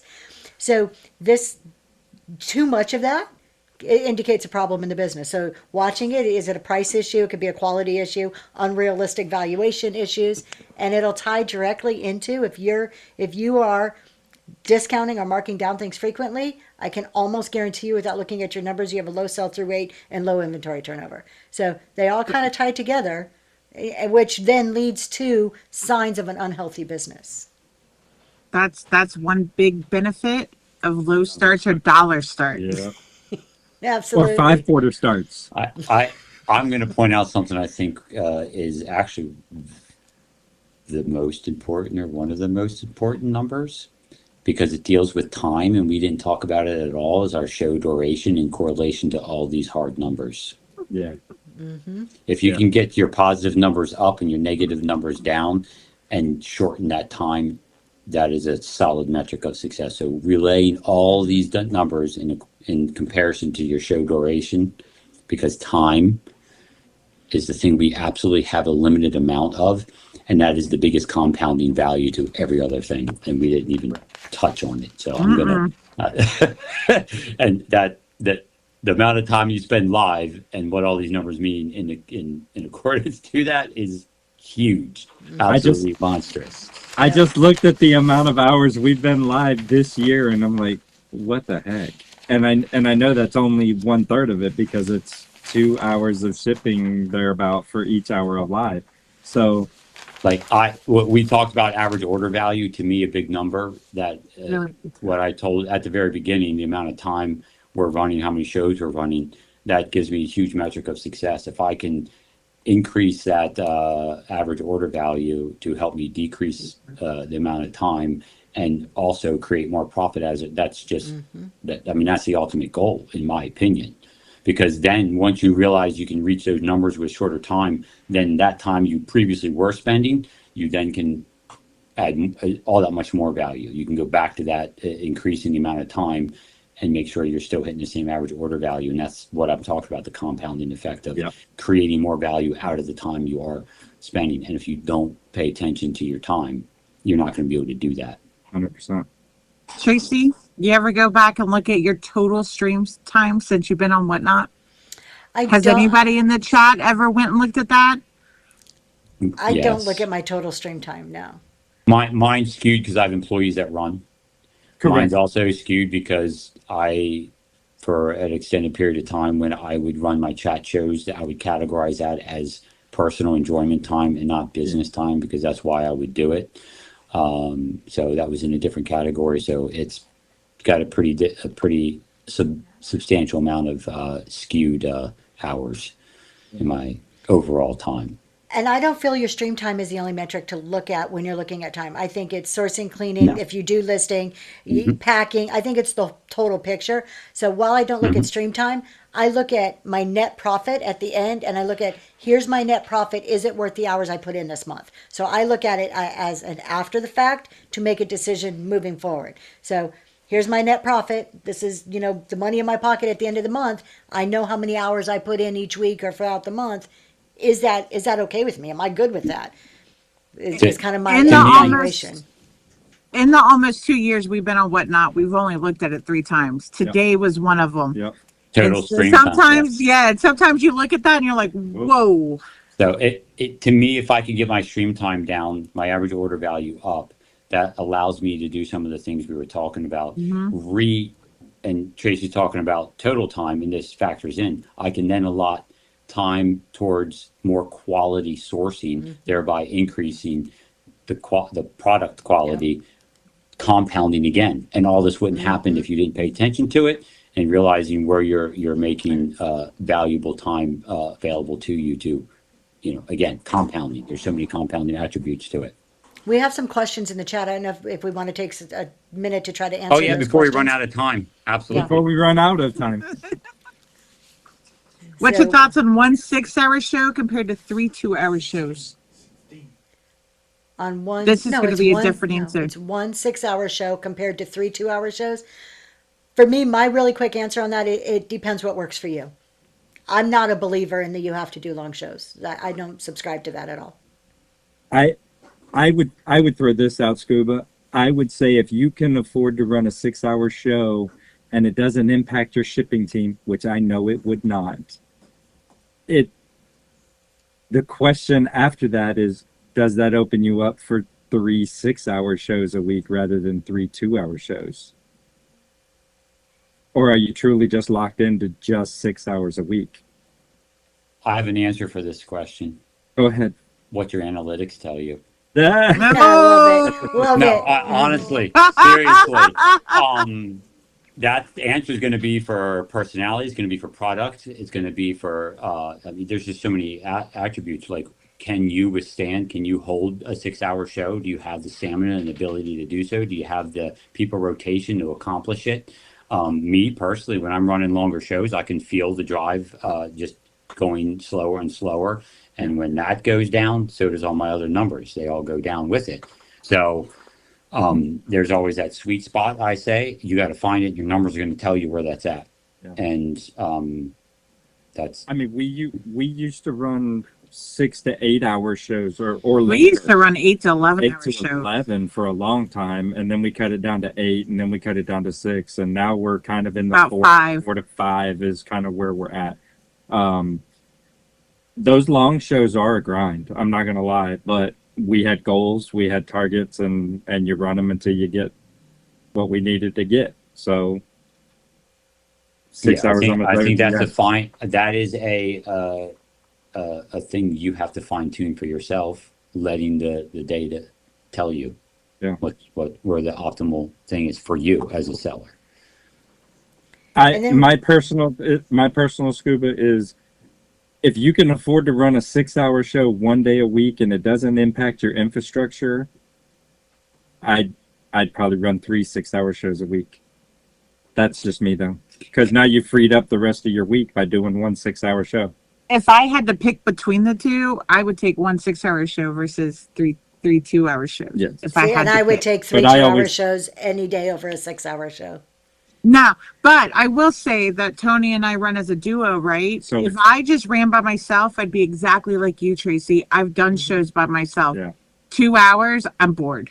Yeah. And there is nothing going to get me to keep going. No. Yeah. If I leave Lysandra to a show for more than 45 minutes, he's lucky if it goes 2 hours. This show is done. Again, there's other factors. Like me, I run free shipping. And like I said, first-time buyers or single one-off item orders affect my end value to my show. So if I'm running over time zones and I'm losing some people and gaining other people as a result of the elongated show, then it can impact my actual profit margins because of what I'm doing. So 100%. Again, what's going to tell you that? Your numbers. Mm-hmm. So we're at time. There's 2 quick questions. One to answer I'm and one to fine wrap answering us them. up. Okay. Yeah. So Yeah, one no, we're good. I'm good. Yeah, let's go. one to answer here is: do you ever keep track of number of items per show? And then Zach asked a question. Oh, sorry. Number of items sold per hour. So that one, and then we'll get to 100%. Zach's in a Yeah, second. Always, That is always. Yeah. always. That's Yes. one of our number one metrics. that Yeah. is Yeah. yeah. Go ahead, Jeremy. Go ahead. I'm just saying, yeah, that goes back to my paying attention to your, the hours that you're spending. One of the main metrics is how many items you're selling per hour, because that's one of the metrics you can use to help yourself increase. Like, okay, if I can increase that number and my average order value stays the same, I'm gaining ground. I'm not elongating the sale in order to make more money, which is one resource for another. What you want to do is create the money resource, lowering the other resources, space and time. So those are the three resources I I would think look. I think that's one of the reasons Jeremy and us started talking is because I used to go into his Sunday chat shows and grill Jeremy on how to increase our sales per hour Yeah. or items ran per Oh hour. my gosh, this woman is on me at the start of every single show. Every single show, you have to get this. This is your goal. This is your goal every hour. per hour. If you're not getting there, shut your mouth and run the product. It's not a joke. Every single show. But I also think it's dependent on, like, if you're doing volume, I totally get like more per hour is better. But I also think you've got to relate it to what you're selling.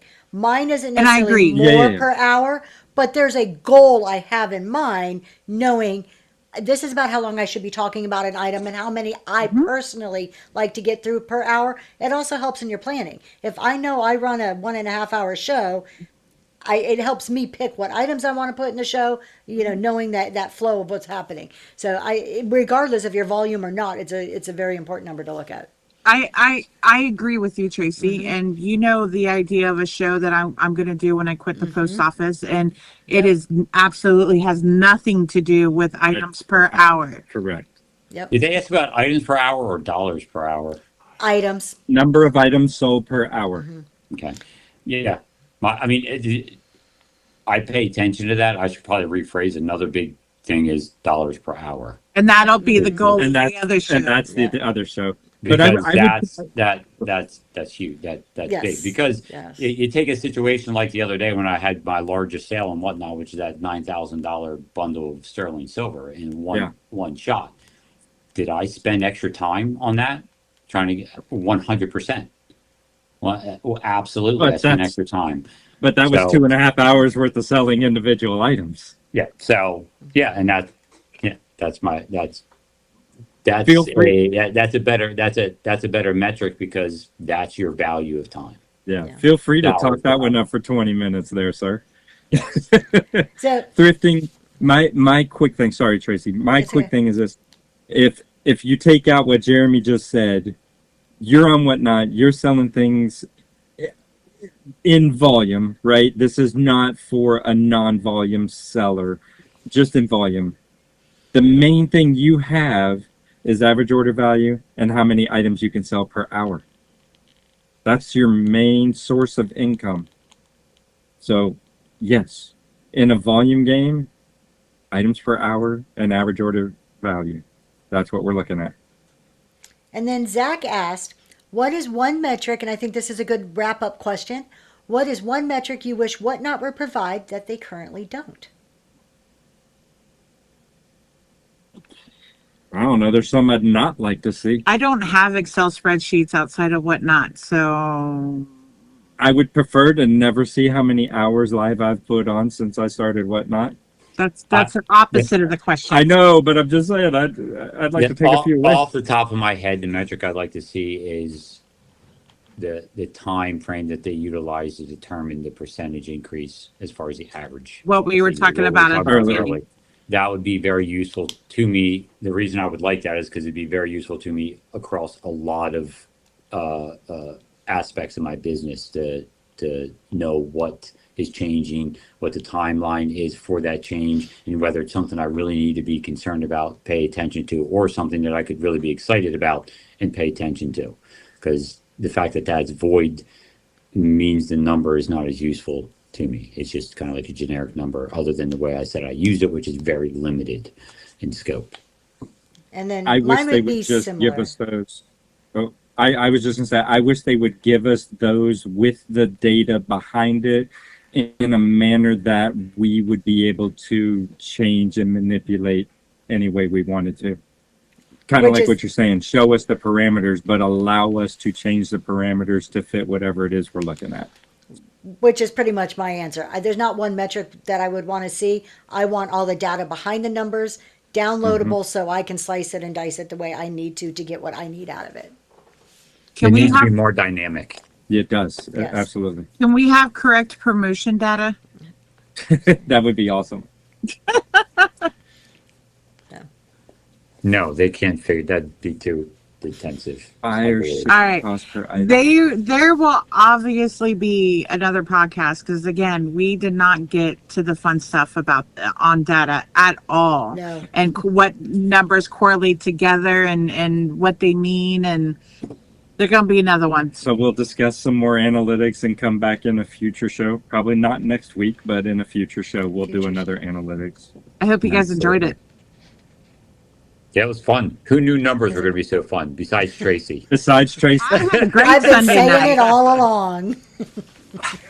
It's like, I got half a book of notes here I didn't even get to talk about. I know, right? Chats. AI will fix the promotional analytics. Good luck. All right. Thank you, everybody. Don't forget to hit that subscribe and like button down there. Please do. Yes. See you, everybody. Have a great night. Bye.